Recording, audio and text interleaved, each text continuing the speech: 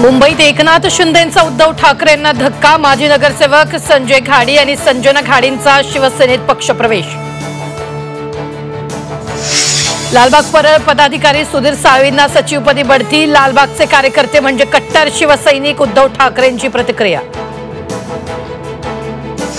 स्वतःच्या प्रॉपर्टीतून निधी वाटताय का? अमोल कोल्हेंचा अजित पवारांना सवाल। 3 वर्षाच्या निधी वाटपाची श्वेतपत्रिका काढण्याचं अजितदादांना कोल्हेचं आव्हान।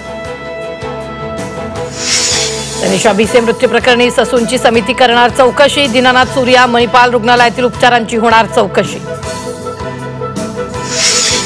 न्यायमूर्ती भूषण गवई देशाचे नवे सरन्यायाधीश। भूषण गवईंना 6 महिन्यांचा कार्यकाळ। 14 मेला राष्ट्रपतींच्या उपस्थितीत शपथविधी होणार।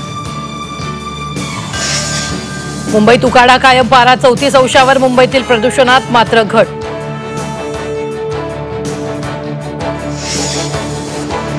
पिंपरी चिंचवडमधील वाकड आणि हिंजवडीला अवकाळी पावसानं झोडपलं। अचानक आलेल्या पावसामुळे वातावरणात गारवा।